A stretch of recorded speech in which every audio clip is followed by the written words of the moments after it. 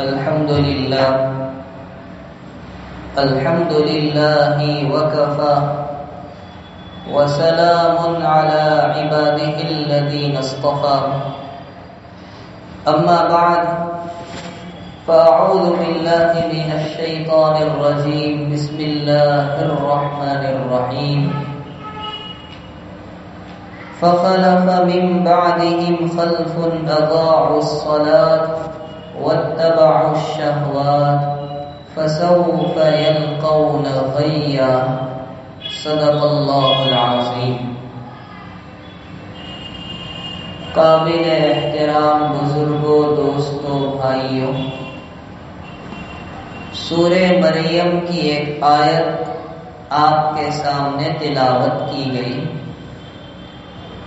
اس آیت پاک سے پہلے والی آیتوں میں اللہ سبحانہ و تعالی نے مختلف انبیاء کرام علیہم السلام کا تذکرہ فرمایا ہے۔ مثلا حضرت یحییٰ علیہ السلام، حضرت زکریا علیہ السلام، حضرت موسیٰ و ہارون علیہم السلام، حضرت اسماعیل علیہ السلام، حضرت ادریس علیہ السلام وغیرہ کا ذکر ہوا۔ ان انبیاء کرام علیہم السلام کے تذکرے کے بعد یہ آیت لائی گئی، فَخَلَفَ مِن بَعْدِهِمْ خَلْفٌ أَضَاعُوا الصَّلَاةَ، کہ ان نبیوں کے دنیا سے چلے جانے کے بعد کچھ برے جانشین آئے۔ عربی زبان میں خلف اور خلف دونوں طرح سے پڑھا جاتا ہے، لام پر زبر ہو، لام پر جزم ہو، لیکن دونوں صورتوں میں معنی الگ ہوں گے۔ اگر لام پر زبر ہو تو مطلب ہوگا اچھے جانشین، اور لام پر جزم ہو جیسا کہ یہاں ہے تو معنی ہوں گے برے جانشین۔ فرمایا ان انبیاء کرام علیہم السلام کے دنیا سے جانے کے بعد کچھ برے جانشین آئے۔ ان برے جانشینوں کی صفات کیا تھی، پہچان کیا تھی؟ دو علامتیں بیان کی گئی۔ نمبر 1، اضاعوا الصلاۃ، انہوں نے نمازوں کو ضائع کیا، اور دوسری علامت واتبعوا الشہوات، انہوں نے خواہشات کی پیروی کی۔ تو پہلی علامت ان کی یہ بیان کی گئی کہ ان برے جانشینوں نے نماز کو ضائع کیا۔ نماز کو ضائع کرنے کے 4 مطلب علماء کرام نے، مفسرین نے بیان کیے۔ پہلا مطلب نماز کو ضائع کرنے کا یہ ہے کہ بندہ سرے سے نماز ہی نہ پڑھے۔ حالانکہ آپ جانتے ہیں اسلام کی بنیاد جن 5 چیزوں پر ہے ان میں ایک اہم ترین رکن نماز ہے، اور نماز کو چھوڑ دینے پر شریعت اسلامیہ میں بڑی شدید مذمت اور وعید وارد ہوئی ہے۔ ایک روایت میں جناب رسول اللہ صلی اللہ تعالی علیہ وسلم کا ارشاد ہے، من ترک الصلاۃ متعمدا فقد کفر، کہ جو آدمی جان بوجھ کر نماز چھوڑ دے وہ تو کافر ہو گیا۔ اب علماء نے اس کے 2 مطلب بیان کیے ہیں۔ ایک مطلب یہ ہے کہ وہ کافر ہو گیا، یعنی اس نے کافروں جیسا عمل کیا، اور دوسرا مطلب یہ ہے کہ وہ کفر کے قریب ہو گیا۔ ورنہ صحابہ کرام میں ایک جماعت کا مذہب تو یہی ہے، جیسا کہ حضرت عمر فاروق، حضرت عبداللہ ابن مسعود، حضرت عبداللہ ابن عباس رضی اللہ تعالی عنہم اور ائمہ میں سے عبداللہ ابن مبارک، امام اوزاعی، اسحاق ابن راہوی رحمہم اللہ تعالی، ان سب کی رائے یہ ہے کہ جان بوجھ کر نماز چھوڑ دینے سے آدمی کافر ہی ہو جاتا ہے، دائرہ ایمان اور اسلام سے نکل جاتا ہے۔ اور امام مالک اور امام شافعی رحمت اللہ علیہما فرماتے اس سے آدمی ایمان سے تو نہیں نکلتا، ہاں نماز کا انکار کر دے تو ایمان سے نکل جائے گا، لیکن اس کی اس حرکت کی بنا پر اس کو امیر المؤمنین قتل بھی کرا سکتا ہے۔ امام اعظم ابو حنیفہ رحمت اللہ علیہ کی رائے یہ ہے کہ اس کی اس حرکت کی بنا پر امیر المؤمنین کو یہ اختیار ہے کہ وہ اسے قید کرا دے جب تک کہ وہ صدق دل سے توبہ نہ کرے۔ ان دونوں روایات سے معلوم ہوا کہ نماز کو چھوڑ دینا کتنا سخت اور شدید گناہ ہے اور کیسی وعید اور مذمت وارد ہوئی ہے۔ ابن ماجہ شریف میں روایت ہے، حضرت ابو الدرداء رضی اللہ تعالی عنہ نقل کرتے ہیں، میرے خلیل یعنی سرکار دو عالم صلی اللہ تعالی علیہ وسلم نے مجھے وصیت فرمائی اور تاکیدی حکم دیا کہ میں اللہ کے ساتھ کسی کو شریک نہ ٹھہراؤں، اگرچہ مجھے ٹکڑے ٹکڑے کر کے جلا ہی کیوں نہ دیا جائے، اور میں جان بوجھ کر کوئی نماز نہ چھوڑوں۔ جس نے بلا عذر نماز چھوڑ دی اللہ کا ذمہ اس سے نکل جایا کرتا ہے۔ اور نسائی شریف میں ایک روایت ہے، پیغمبر صلی اللہ تعالی علیہ وسلم ارشاد فرماتے ہیں، جو بلا عذر نماز چھوڑ دے یوں سمجھیے اس کے گھر بار کو، مال و دولت کو لوٹ لیا گیا ہو۔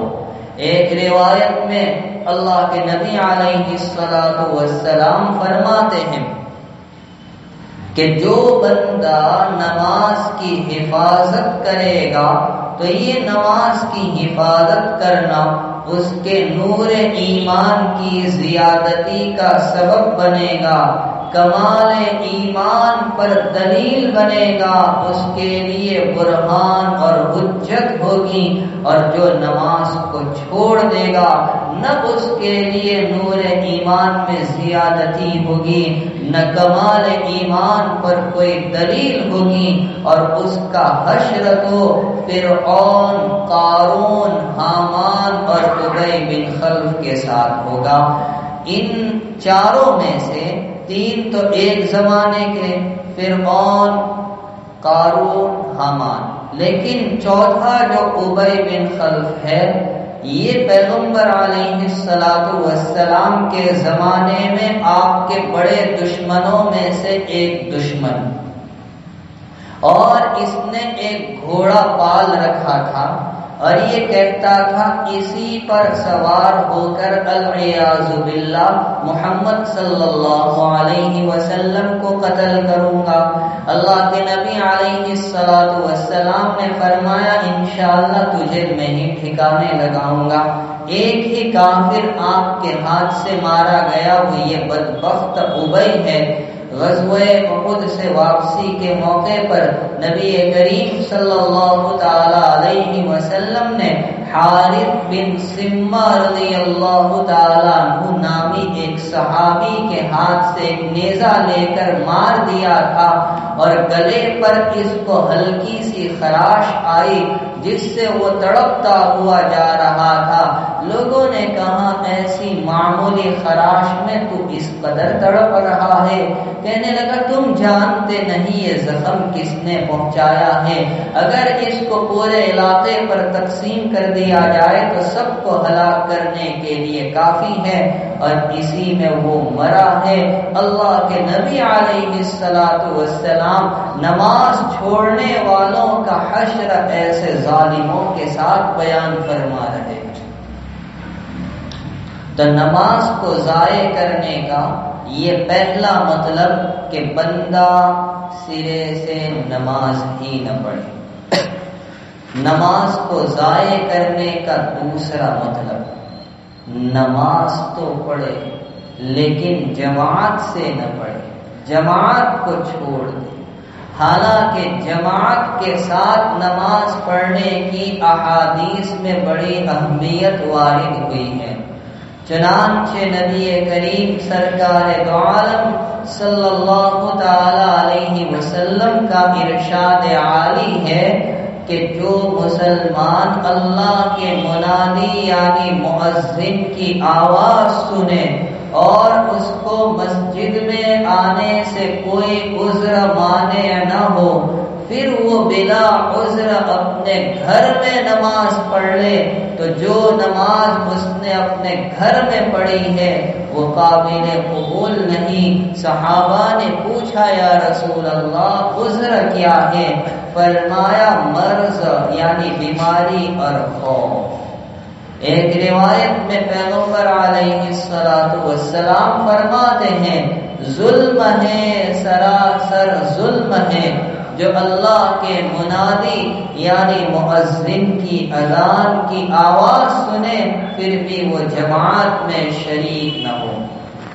میرے بھائیوں، آپ جماعت چھوڑنے کی وعید کا اندازہ اس سے لگائے کہ وہ مشفق و مہربان نبی جو امت کے لیے راتوں میں جاگے ہیں، تڑپے ہیں، دعائیں کی ہیں، لیکن وہ خود فرماتے میرا جی چاہتا ہے کہ میں اپنی جگہ امامت کے مصلے پر کسی کو آگے بڑھاؤں اور لوگوں کو حکم دوں کہ وہ بہت سا ایندھن اور لکڑیاں اکٹھا کر کے لائے، پھر وہ لوگ جو بلا عذر جماعت میں شامل اور شریک نہیں ہوتے، میرا جی چاہتا ہے کہ میں جا کر ان کے گھروں کو جلا دوں، آگ لگا دوں۔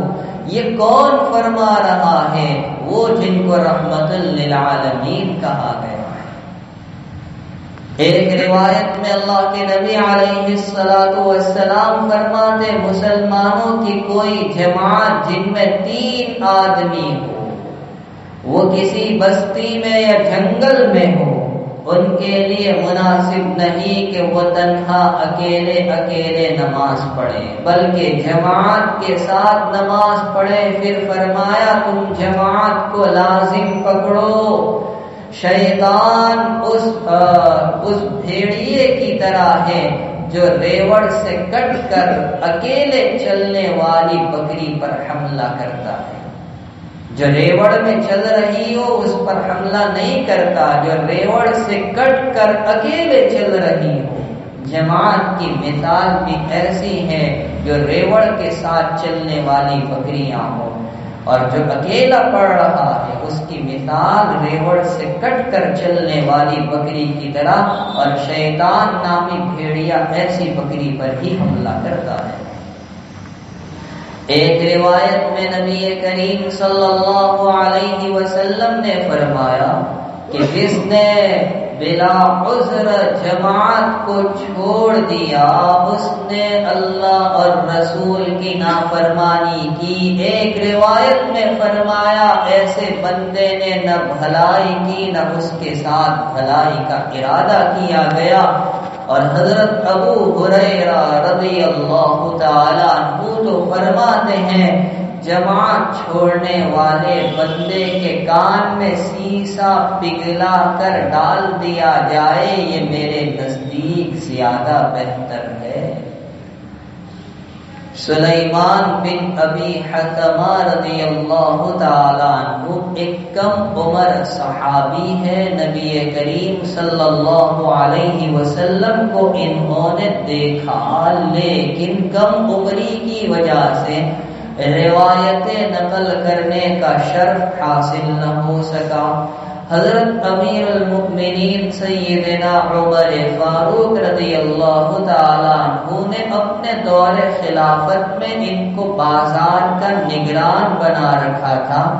ایک مرتبہ فجر کی نماز میں ان کو غائب پایا، اتفاقاً ان کے مکان کے پاس سے حضرت عمر رضی اللہ تعالیٰ عنہ کا گزر ہوا تو ان کی والدہ کو دیکھا، پوچھا سلیمان کہاں ہے، بیمار تو نہیں، آج صبح کی نماز میں دکھائی نہیں دیے۔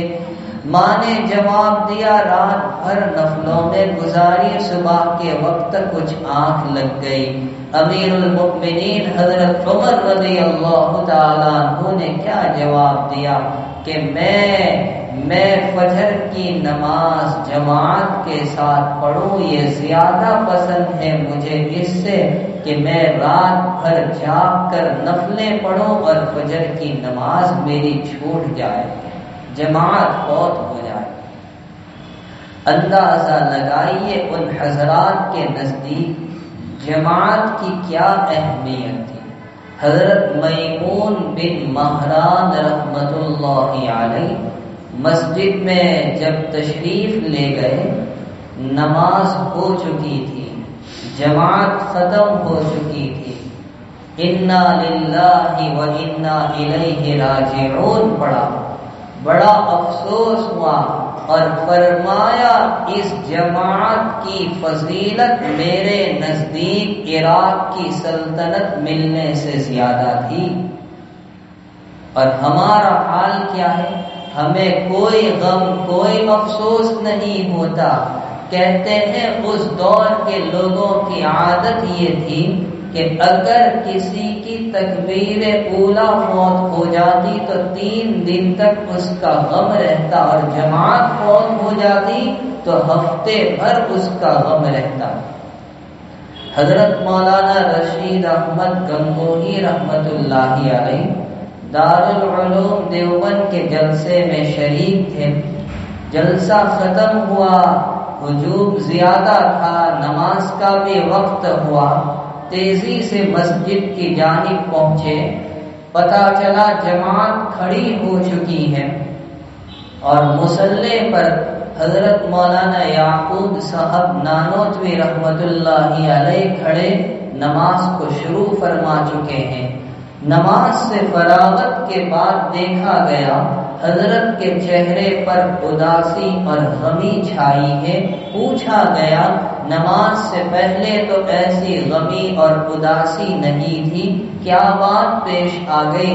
فرمایا رشید احمد کے لیے اس سے زیادہ غم اور افسوس کی بات کیا ہو سکتی ہے کہ 22 سال کے بعد تکبیر اولا فوت ہو گئی۔ یہ تھا ان حضرات کا اہتمام جماعت میں شرکت کا۔ اور اب ہم اپنا جائزہ لیں کہ ہم جماعت کی کتنی پابندی کرتے ہیں۔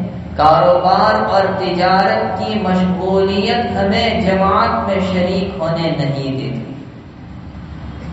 تو کہیں ایسا تو نہیں کہ ہمارا شمار بھی برے جانشین میں ہو جائے، اللہ حفاظت فرمائے۔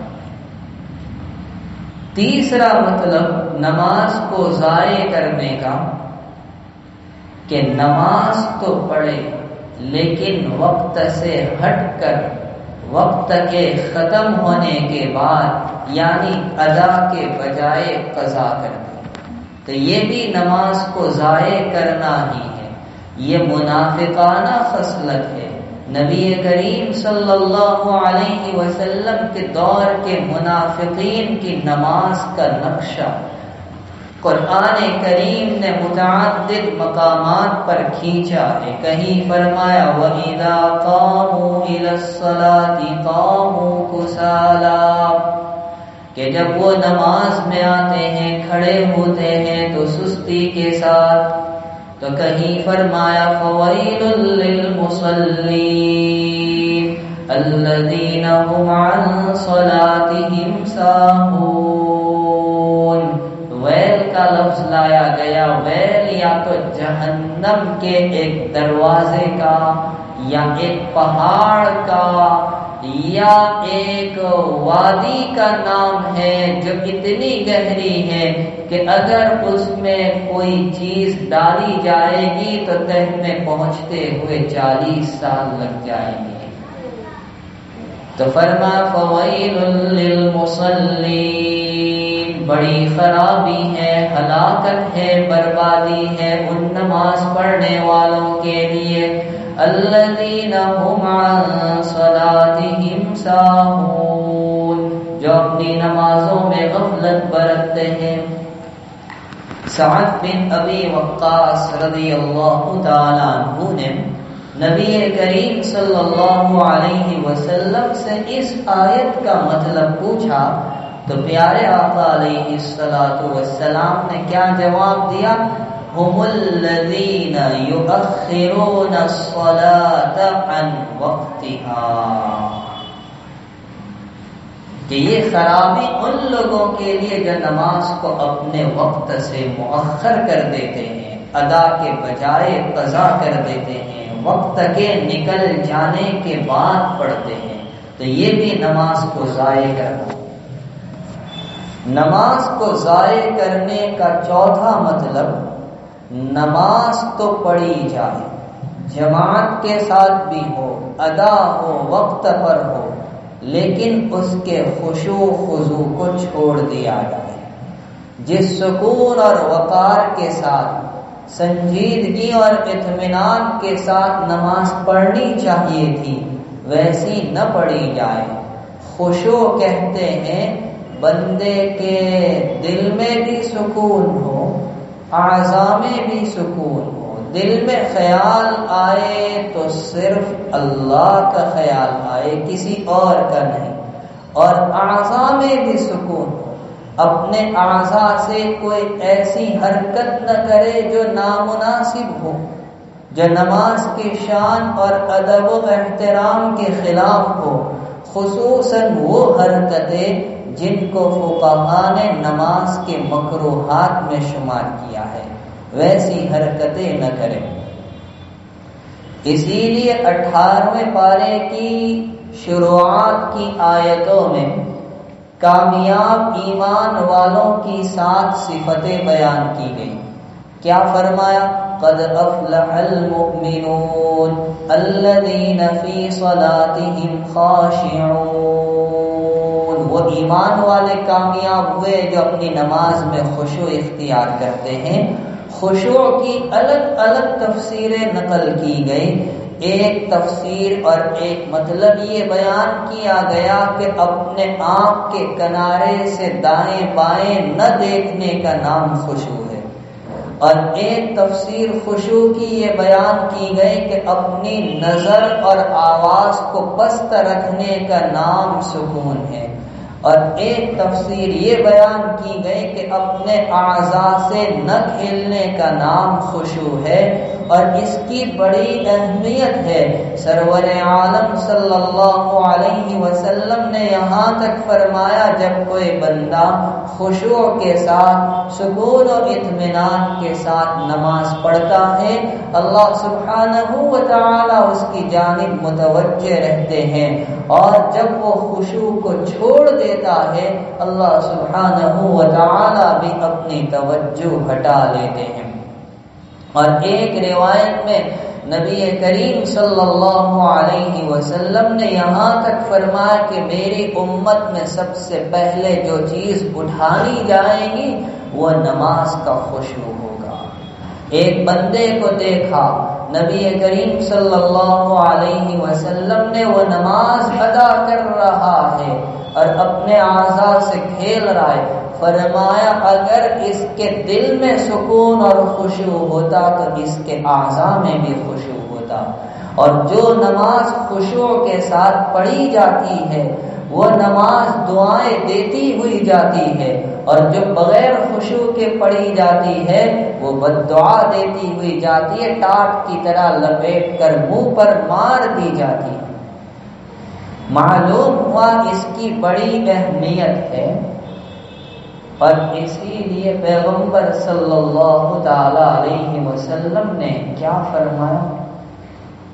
سیدنا ابو ایوب انصاری رضی اللہ تعالی عنہ نقل کرتے ہیں، نبی کریم صلی اللہ علیہ وسلم کے پاس ایک صاحب آئے اور عرض کیا اذنی و اوجز، آقا مجھے نصیحت کیجئے اور مختصر سی نصیحت کرنا۔ نبی علیہ السلام نے ان کو 3 نصیحتیں کی۔ پہلی نصیحت کرتے ہوئے آقا نے ارشاد فرمایا اذا قمت فی صلاتک فصل صلاۃ مودع، کہ جب تم نماز پڑھو تو اس شان کے ساتھ گویا تمہاری الوداعی نماز ہو۔ اس شان کے ساتھ، یہ نہیں کہ امام صاحب سے آ کر آپ کہیں امام صاحب آپ نے ظہر کی 3 رکعت پڑھا دی، امام صاحب کہتے نہیں 4 پڑھائی ہے، یہ کہتا نہیں میری 4 دکانیں ہیں، ہر رکعت میں ایک دکان کا حساب کر لیتا ہوں، ابھی تو 3 ہی دکانوں کا حساب ہوا ہے، چوتھی کا باقی معلوم ہو آپ نے 3 رکعت پڑھائی۔ ایسا نہیں ہونا چاہیے، بلکہ ایسے نماز ہو جیسے الوداعی۔ اب الوداعی نماز کے 2 مطلب ہیں۔ الوداعی نماز کا ایک مطلب کہ اگر کسی بندے کو پتا چل جائے کہ میں جو نماز ادا کرنے جا رہا ہوں یہ میری زندگی کی آخری نماز ہے اور اس نماز کے بعد مجھے موقع ملنے والا نہیں، تو سوچو وہ کیسے نماز ادا کرے گا۔ کیسے؟ جیسے حضرت عصام نے ایک مرتبہ حضرت حاتم بلخی رحمت اللہ علیہ سے پوچھا کہ آپ نماز کیسے پڑھتے ہیں؟ حضرت حاتم نے جواب دیا کہ میں نماز اس طرح پڑھتا ہوں کہ پہلے میں اطمینان سے فرائض، شرائط، آداب، مستحبات، سنن ہر چیز کی رعایت کرتے ہوئے وضو کرتا ہوں، پھر اس جگہ آتا ہوں جہاں مجھے نماز پڑھنی ہے، میں اطمینان سے کھڑا رہتا ہوں اور یہ خیال کرتا ہوں کعبہ میری آنکھوں کے سامنے ہے، جنت میری دائیں طرف ہے، جہنم میری بائیں طرف ہے، پیر میرے پل صراط پر ہے، موت کا فرشتہ میرے سر پر ہے۔ پھر میں اطمینان سے تکبیر تحریمہ کہتا ہوں اور اطمینان سے قرات کرتا ہوں۔ نماز کیسی ہونی چاہیے؟ حدیث جبرائیل میں سیدنا جبرائیل امین نے نبی علیہ السلام سے پوچھا تھا، 5 سوال کیے تھے، جس میں تیسرا سوال یہ تھا مل احسان، پیارے آقا احسان کیا ہے؟ فرمایا ان تعبد اللہ کأنک تراہ فإن لم تکن تراہ فإنہ یراک، اللہ کی عبادت اس شان کے ساتھ کرو گویا تم اللہ کو دیکھ رہے ہو، اور اگر یہ نہیں تو کم از کم اتنا تو سوچ لو وہ ہمیں دیکھ رہا ہے۔ کہ میں اطمینان سے قرات کرتا ہوں، اطمینان سے رکوع سجدہ یعنی ہر رکن کو ٹھہر ٹھہر کر سکون سے ادا کرتا ہوں، بغیر سکون کے ادا کی جائے وہ نماز معتبر نہیں۔ ایک صاحب آئے مسجد نبوی میں دمادم نماز پڑھی جیسا کہ ہم لوگ پڑھتے ہیں، اپ اینڈ ڈاؤن، اس کے علاوہ کچھ نہیں، اور آگے نبی علیہ السلام کے پاس آقا نے فرمایا ارجع فصلی فإنک لم تصلی، جاؤ نماز پڑھو تم نے نماز نہیں پڑھی۔ پھر انہوں نے اسپیڈ میں نماز پڑھی، آقا نے فرمایا جاؤ نماز پڑھو تم نے نماز نہیں پڑھی۔ جب 2-3 مرتبہ ایسا ہوا تو کہتے مجھے بتا دو کیسے نماز پڑھی جاتی؟ آپ نے بتایا کہ اس طرح سکون کے ساتھ اطمینان کے ساتھ پڑھی جائے۔ معارف القرآن میں لکھا ہے حضرت حذیفہ ابن الیمان رضی اللہ تعالیٰ عنہ نے ایک صاحب کو دیکھا کہ بغیر خشوع کے، بغیر اطمینان کے بہت تیزی سے نماز پڑھ رہے۔ پوچھا کہ تم ایسی نماز کب سے پڑھ رہے ہو؟ کہا 40 سال سے۔ کہا تمہاری ایک نماز قبول نہیں، اور اگر تم اسی طرح نماز پڑھتے ہوئے مرے تو تم فطرت محمدی کے خلاف پر مرے۔ تو الوداعی نماز کا ایک مطلب تو یہ ہے کہ آدمی کو پتا چل جائے کہ میں جس نماز کو ادا کرنے جا رہا ہوں یہ میری زندگی کی الوداعی نماز ہے، تو پہلے اس کا وضو کتنا اچھا ہوگا، پھر اس کا قیام، قرات، رکوع، سجدہ، جلسہ، ہر رکن کتنا شاندار ہوگا۔ اللہ کے نبی علیہ السلام ہمیں یہ درس دینا چاہتے ہیں کہ زندگی کی ساری نمازیں اسی طرح پرسکون ہو، پروقار ہو، اطمینان کے ساتھ۔ اور الوداعی نماز کا دوسرا مطلب جو میں نے ہمارے شیخ محترم اور دارالعلوم دیوبند کے محتمیم و شیخ الحدیث حضرت مفتی ابو القاسم صاحب نعمانی دامت برکاتہم سے سنا، چڑگر مسجد میں 2013 میں فجر کی نماز کے بعد حضرت کا وعظ تھا اور یہی حدیث پڑھی تھی۔ اس میں انہوں نے الوداعی نماز کا ایک انوکھا مطلب بیان کیا کہ الوداعی نماز کا مطلب یہ ہے کہ جب تم نماز کے لیے آؤ تو دنیا کی چیزوں کو الوداع کر کے آؤ۔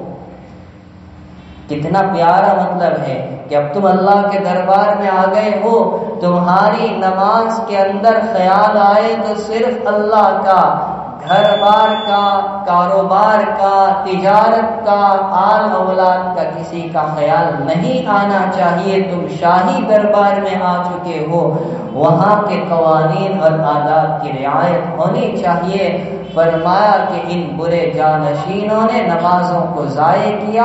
اب نمازوں کو ضائع کرنا یا تو سرے سے نماز نہ پڑھنا، یا جماعت کو چھوڑ دینا، یا ادا کے بجائے قضا کرنا، یا خشوع خضوع کو چھوڑ دینا۔ اللہ سبحانہ و تعالی ہماری حفاظت فرمائے اور اس عظیم الشان عبادت کو اس کے تمام حقوق و آداب کی رعایت کرتے ہوئے ادا کرنے کی ہم تمام کو توفیق عطا فرمائے۔ وآخر دعوانا ان الحمد للہ تعالی رب العالمین۔